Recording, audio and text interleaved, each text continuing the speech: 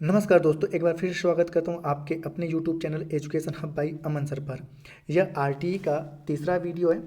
पहले दो वीडियो को हमने ऑलरेडी देख रखा है और उन दोनों वीडियो में हमने क्या देखा है कि आरटीई का फुल फॉर्म क्या है, आरटीई एक्ट का उद्देश्य क्या है और उसके बाद आपके शिक्षा का अधिकार अधिनियम 2009 की विशेषता और आरटीई एक्ट 2009 के जो है 7 अध्याय, उनमें मूल रूप से क्या क्या बातें हैं, तो इन सभी को हमने पिछले वीडियो में देख रखा है। अगर आपने वीडियो नहीं देखा है तो आप प्लेलिस्ट में आरटीई का प्लेलिस्ट होगा और उसमें आप जाकर बाकी दोनों वीडियो को अच्छे से समझ सकते हैं, फिर आप तीसरे वीडियो को और अच्छे से समझ पाएंगे। तो यहाँ पर आज देखेंगे हम लोग, आज का जो क्लास रहेगा इसमें हम देखेंगे शिक्षा का अधिकार अधिनियम 2009 के 38 जो आपके अनुच्छेद हैं। जैसे कि मैंने बताया कि शिक्षा का अधिकार आरटीई में कुल अध्यायों की संख्या 7 है और जिसमें अनुच्छेदों की संख्या कुल है आपकी 38। तो इन 38 से अनुच्छेदों को हम लोग नहीं देखेंगे, इनमें से जो इंपॉर्टेंट अनुच्छेद हैं उनके बारे में देखेंगे। हाँ, सामान्य जानकारियाँ सभी से लेते हुए हम लोग चलेंगे। तो जैसे कि सबसे पहले आपका कि अध्याय 1 है प्रारंभिक, जिसमें हम लोग बेसिक तौर पे अध्याय 1 में बेसिक जानकारियों को देंगे। तो यहाँ पे आरटी का जो है नाम है, तो जैसा कि बताया गया है आरटी का जो नाम है शिक्षा का अधिकार, ठीक है। और यह मूलतः आर्थिक रूप से जो कमजोर बच्चे हैं उनके लिए बनाया गया था और इसे लागू किया गया था 1 अप्रैल 2010 को। तत्कालीन समय में जम्मू कश्मीर राज्य को छोड़कर लागू किया गया था। वर्तमान समय में भारत के सभी राज्यों में यह लागू है। और उसके बाद दूसरे वाले में दिया गया है कि आरटीई की परिभाषा क्या होगी। तो आरटीई की परिभाषा में बेसिक तौर पर वही चीज़ें हैं कि जो बच्चे इकोनॉमिकल वीक होंगे, ठीक है, वही लोग आरटीई के अंतर्गत आएंगे। ये सारी बातें आपके अनुच्छेद 2 में कहा गया है।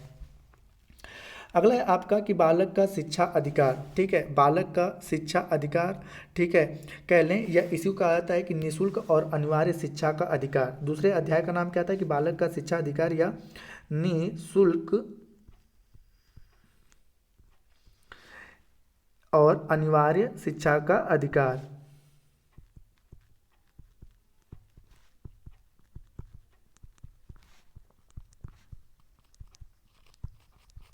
ठीक है, निःशुल्क और अनिवार्य शिक्षा का अधिकार। तो इसमें बेसिक तौर पे वही कहा गया है कि ऐसे बच्चे जिनकी उम्र 6 से 14 वर्ष हो और जो इकोनॉमिकल वीक हों, ठीक है, उन्हें निःशुल्क और अनिवार्य शिक्षा दिया जाएगा, ठीक है। और आपका ये चीज़ें आता है आपका अनुच्छेद 3 में कि 6 से 14 वर्ष तक की उम्र के बच्चों को, ठीक है, निःशुल्क और अनिवार्य शिक्षा का प्रावधान किया गया है। उसके बाद अनुच्छेद 4 में कहा गया है कि ऐसे बालक जिन्हें प्रवेश नहीं दिया गया है या जिन्होंने प्रारंभिक शिक्षा पूरी नहीं की गई है उनके लिए क्या क्या उपबंध है। जैसे कि जिनकी 6 वर्ष की उम्र में एडमिशन नहीं हो पाया, उनकी उम्र 10 वर्ष हो गई या 12 वर्ष हो गई, तो उनके बारे में बेसिक तौर पे उपबंध करने की विधि 4 में कहा गया है। और 5 में, ठीक है, स्कूल स्थानांतरण के अधिकार दिया गया है कि अगर प्रारंभिक शिक्षा पूरी न करने की अवस्था नहीं है तो वह बच्चा किसी अन्य जगह पर जाकर अपना प्रारंभिक शिक्षा पूरा कर सकता है। तो ये सारी शक्तियाँ, ठीक है, 5 में दी गई हैं। तो ये आता है आपका अध्याय 2 के अंतर्गत। उसके बाद है आपका अध्याय 3। अध्याय 3 में कहा गया कि समुचित सरकार स्थानीय प्राधिकरण माता पिता का कर्तव्य। तो यहाँ पे कहा गया कि आरटीई में बस आपका, ठीक है, बालक की नहीं, बालक के साथ साथ सरकार के साथ स्थानीय प्राधिकरण, स्थानीय प्राधिकरण बेसिक तौर पर इसमें ग्राम पंचायत, जिला पंचायत, ये सारे आपके स्थानीय प्राधिकरण में आते हैं। तो ये लोग आएंगे और साथ ही साथ माता पिता के कर्तव्य के बारे में व्याख्या किया गया है। अब जैसे यहाँ पर अनुच्छेद 6 में यही चला गया है, ये सारी चीज़ें आपके आर्टिकल 6 में ही कहा गया है। जो आपका अध्याय 3 का पहला बात लिखा है ये आपके आर्टिकल 6 में कहा गया है। और साथ में कहा गया है कि वित्तीय और अन्य उत्तरदायित्वों में हिस्सा बटाना, वित्तीय और अन्य जो उत्तरदायित्व हैं उनमें, ठीक है, हिस्सा बांटा जाएगा कि किसका कितना रेशियो। जैसे कि केंद्र सरकार के साथ साथ, ठीक है, राज्य सरकार की क्या भागीदारी होगी, इसके बारे में बेसिक तौर पे व्याख्या आपके अनुच्छेद 7 में किया गया है। और 8 में कहा गया कि समुचित सरकार के कर्तव्य, ठीक है, सरकार का कर्तव्य क्या होगा। तो सरकार का कर्तव्य है कि हमारे क्षेत्र विशेष में जितने भी बच्चे हैं, ठीक है, जो इकोनॉमिकल वीक हैं, ठीक है, उन सभी को शिक्षा प्राप्त हो सके। इन सारी चीज़ों के बारे में व्याख्या किया गया है आपके आर्टिकल 8 में। 9 में स्थानीय प्राधिकरण के कर्तव्य दिए गए हैं। जैसे कि मैंने बताया कि स्थानीय प्राधिकरण में आपके ग्राम पंचायत, जिला पंचायत, ये सारी चीज़ें आती हैं आपके स्थानीय प्राधिकरण में कि इनके कर्तव्यों के बारे में कि ग्राम पंचायत खुद चाहेगी कि हमारे क्षेत्र विशेष में जो भी इकोनॉमिकल वीक बच्चा है उसको शिक्षा मिल सके। और उसके बाद आपका दिया गया है कि आर्टिकल 10 में माता पिता और उनके कर्तव्य, और जो माता पिता हो या जिसके माता पिता नहीं हो उनके जो संरक्षक हैं, ठीक है, उनका कर्तव्य होगा कि बच्चों को पढ़ाई में समुचित भागीदारी निश्चित करें। और आर्टिकल 11 में कि समुचित सरकार द्वारा विद्यालय पूर्व शिक्षा के लिए व्यवस्था करना है। तो यहाँ पे सरकार की भी एक जिम्मेदारी होगी कि उन्हें, ठीक है, शिक्षा के विद्यालय के लिए, तो विद्यालय के पूर्व शिक्षा के लिए व्यवस्था करना। तो ये सारी चीज़ें आपके 11 में कहा गया है। जो इम्पोर्टेंट है, ठीक है, अध्याय आपका 4 है, जिसमें कहा गया है विद्यालय एवं शिक्षा के कर्तव्य, कार्य, कर्तव्य और अधिकार। और इसमें जो सबसे ज़्यादा इंपॉर्टेंट है वो है आपका आर्टिकल 19। आर्टिकल 19 के साथ साथ, ठीक है, सबसे ज़्यादा इंपॉर्टेंट इसमें कई बार आपने सुना होगा, ठीक है, तो एक बार समान रूप से देख लेते हैं सभी को, फिर इस पे बाद आर्टिकल 19 पे आते हैं। तो सबसे पहले हम देखते हैं कि आपका आर्टिकल जो 12 है, ठीक है, 12 जो है उसमें कहा गया है कि निःशुल्क और अनिवार्य शिक्षा के लिए विद्यालय के उत्तरदायित्व की सीमा, ठीक है, तो सीमा क्या है, तो 6 से 14 वर्ष तक के बच्चों को निःशुल्क और अनिवार्य शिक्षा प्रोवाइड करेगा। लेकिन यहाँ पे ये भी कहा गया है कि अगर कोई बच्चा विकलांग हो तो उसके लिए अधिकतम आयु सीमा 18 बढ़ाकर कर दी जाएगी। तो यह 12 में कहा गया है। और 13 में कहा गया है कि प्रवेश के लिए आयु का सबूत, ठीक है, यहाँ पे 13 में कहा गया कि प्रवेश के लिए आयु का सबूत। तो यहाँ पर, ठीक है, किसी भी विद्यालय में, ठीक है, प्राथमिक स्तर पर आयु का कोई सबूत नहीं है, उसके पास जो भी प्रमाण पत्र होगा उस प्रमाण पत्र के अनुसार, ठीक है, स्कूल को एडमिशन लेना होगा। उसके लिए वह मना नहीं कर सकता है कि आपके पास कोई आयु का सबूत नहीं है तो इसलिए हम एडमिशन नहीं लेंगे, क्योंकि प्राथमिक स्तर पर प्रवेश के लिए कोई आयु के सबूत का कठिन प्रावधान नहीं किया गया है। तो 13 में कहा गया है आयु का सबूत। और उसके बाद जो 14 है, तो 14 में कहा गया है कि आपका आयु का सबूत, ठीक है, तो 14 में आपका कहा गया है कि प्रवेश के लिए किसी भी प्रति व्यक्ति फीस और अन्वेषणीय प्रक्रिया का न होना। तो यहाँ पे कहा गया कि प्रवेश के लिए किसी भी प्रकार, अगर आरटीई के तहत किसी का प्रवेश हो रहा है तो उसके लिए किसी भी प्रकार के फीस का प्रावधान नहीं किया जाएगा। और उसके बाद आर्टिकल जो 15 है, इसमें कहा गया है कि प्रवेश से इनकार न किया जाना, कि अगर आरटीई के तहत कोई बच्चा एडमिशन लेने आ रहा है तो किसी भी प्रकार से कोई भी स्कूल उसे प्रवेश से इनकार नहीं कर सकता है। और उसके बाद आगे की अगर देखें हम लोग, तो आगे जो है आपका कि 16, कि अगर आरटीई के तहत किसी बच्चे का एडमिशन होता है तो कोई भी स्कूल उन्हें निष्कासित नहीं कर सकता है। निष्कासन करने का केवल और केवल अधिकार किसको है, सरकार को है, ठीक है, अन्य कोई स्कूल उन्हें निष्कासित नहीं कर सकता है। और उसके बाद जो 17 जो मोस्ट इंपॉर्टेंट है प्रेजेंट टाइम में, कि आपने सुना होगा कि प्राथमिक स्तर पर अब किसी भी प्रकार से बच्चों को दंड नहीं दिया जाएगा, शारीरिक और मानसिक दंड नहीं दिया जाएगा। तो इसका प्रावधान किसमें किया गया, 17 में किया गया है, कि आर्टिकल 17 कहता है कि बच्चों को किसी प्रकार से मानसिक और शारीरिक दंड नहीं दिया जाएगा। उसके बाद आपका आता है 18 में कहा गया कि मान्यता प्रमाण पत्र अभिप्राप्त किए बिना किसी विद्यालय का स्थापित न किया जाना, कि अगर जो भी विद्यालय स्थापित होगा उसका, ठीक है, मान्यता प्राप्त होना चाहिए। और उसके बाद, ठीक है, मोस्ट इंपॉर्टेंट आपका आ जाता है आर्टिकल 19, जहाँ से ठीक ठाक क्वेश्चन पूछे जाते हैं। तो आर्टिकल 19 में क्या है, तो इसको हम लोग देखते हैं।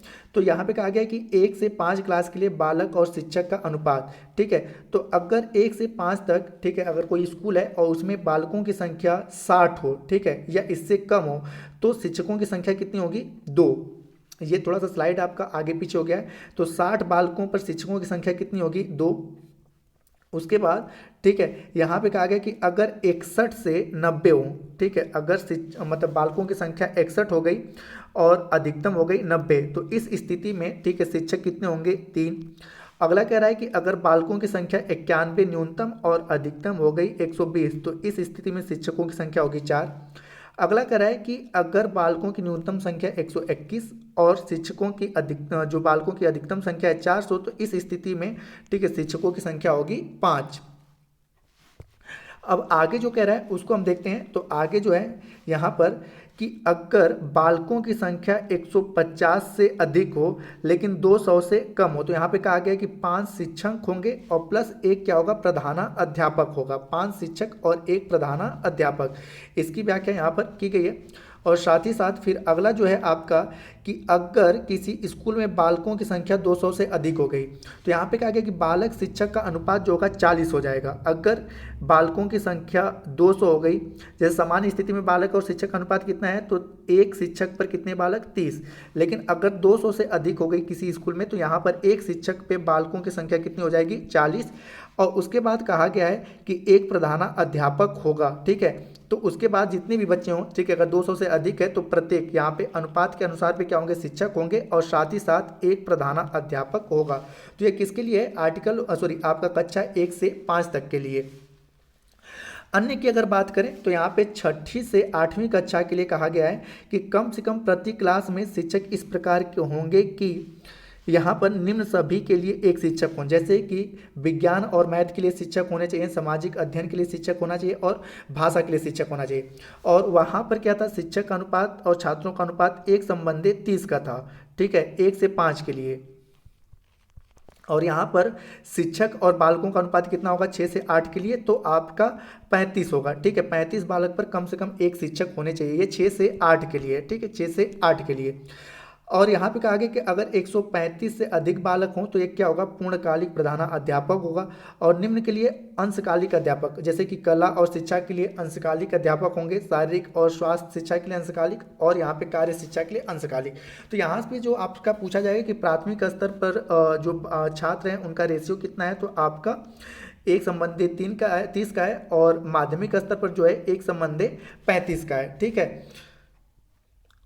अब आगे यहाँ पर देखा जाए तो इसमें कुछ अन्य बातें भी की गई, जैसे भवन की बातें की गई इसी में। तो यहाँ पे कहा गया है कि मौसम के अनुसार, ठीक है, लगभग सारे भवन होने चाहिए, और साथ ही साथ उचित वहाँ पर शौचालय की, ठीक है, और बरसात में किसी प्रकार की समस्या ना हो, और छात्र और छात्राओं के लिए अलग अलग शौचालय की व्यवस्था के प्रावधान किया गया है।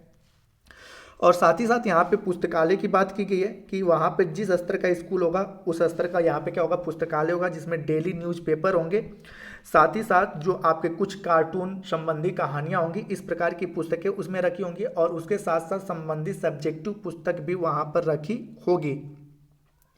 और उसके बाद कहा गया खेल सामग्री और क्रीड़ा उपकरण के लिए, तो उस स्कूल की विशेष तौर पर व्यवस्था होगी कि वह खेल सामग्री और क्रीड़ा उपकरण भी, ठीक है, वहाँ पर रखेगा।